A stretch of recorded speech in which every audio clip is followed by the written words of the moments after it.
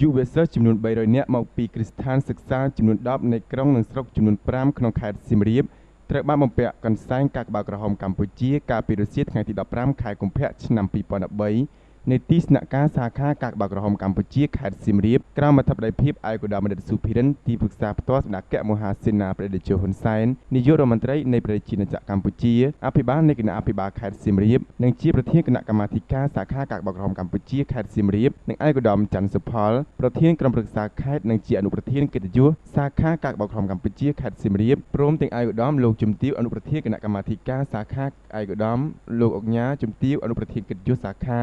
និងឯកឧត្តមលោកជំទាវលោកស្រីសមាជិកសមាជិកាគណៈកម្មាធិការសាខា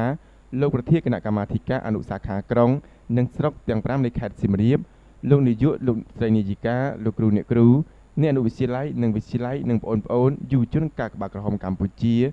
ក្រុមកាយរដ្ឋជាតិកម្ពុជាចូលរួមផងដែរនៅក្នុងកិច្ចស្វាគមន៍របស់លោកស៊ុំសំអននាយកប្រតិបត្តិសាខាកាកបាទក្រហមកម្ពុជាខេត្តសៀមរាប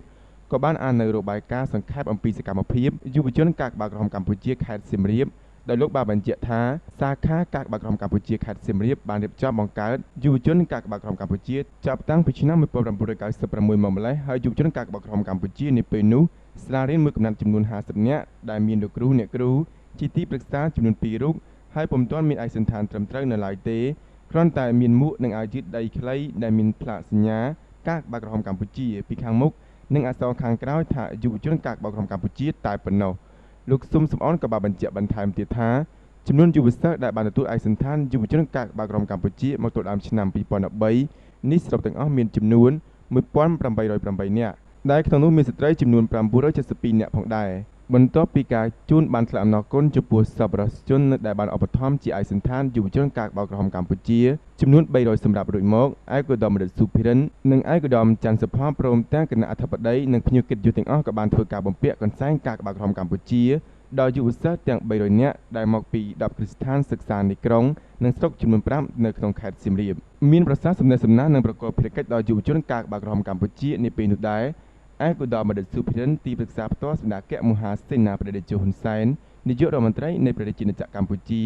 អភិបាលនៃគណៈអភិបាលខេត្តសៀមរាបនិងជាប្រធានគណៈកម្មាធិការសាខាកាកបាទក្រហមកម្ពុជាខេត្តសៀមរាបក៏បានមានប្រសាសន៍ថាការបំពាក់កន្សែងកាកបាទក្រហមកម្ពុជាជូនដល់បងប្អូនទាំង30រូបនាពេលនេះក៏ជាការអបអរសាទរចំពោះខួបលើកទី58នៃថ្ងៃបង្កើតកាកបាទក្រហមកម្ពុជា18កុម្ភៈ1955 18កុម្ភៈ2013ដែលជាស្ថាប័នមនុស្សធម៌ធំជាងគេនៅក្នុងប្រជាជាតិកម្ពុជានិងជាជំនួយការឲ្យអាជ្ញាធរសាធារណៈលើវិស័យមនុស្សធម៌ផងដែរឯកឧត្តមបណ្ឌិតសុភិរិនក៏បានផ្ដាំផ្ញើនិងធ្វើការប្រគល់ទូនីតិនិងភារកិច្ចដល់បងប្អូនទាំង300រូបគឺមានទូនីតិជាអ្នកតំណាងឲ្យយុវជនកាកបាទក្រហមកម្ពុជាក្នុងស្រទាប់យុវវ័យជាទំពាំងស្នងឫស្សីជាអ្នកបន្តវេនសកម្មភាពមនុស្សធម៌របស់កាកបាទក្រហមកម្ពុជាហើយត្រូវមានភារកិច្ចគ្រប់វិន័យសាលាខិតខំរៀនសូត្រឲ្យបានពូកែនិងធ្វើជាគំរូល្អក្នុងស្រទាប់យុវវ័យផ្សព្វផ្សាយពីគោលការណ៍គ្រឹះកាកបាទក្រហមកម្ពុជាអត្តចរិតក្រហមពីសកម្មភាពមនុស្សធម៌របស់កាកបាទក្រហមកម្ពុជាទាំងក្នុងនិងក្រៅសាលារៀនព្រមទាំងចូលរួមប្រជុំក្លឹបយុវជននិងរាយការណ៍ទៀងទាត់ពីសកម្មភាពយុវជនកាកបាទក្រហមកម្ពុជាជូនជាទីប្រឹក្សានិងលោកនាយកនាយិកាសាលាបានធៀបដើម្បីជួយសម្រួលការងារជាបន្តបន្ទាប់ជាមួយគ្នានោះផងដែរសប្បុរសជនជាតិចិនក៏បានឧបត្ថម្ភជាថវិកាចំនួន$500អាមេរិកជូនដល់សាខាកាកបាទក្រហមកម្ពុជាខេត្តសៀមរាបផងដែរ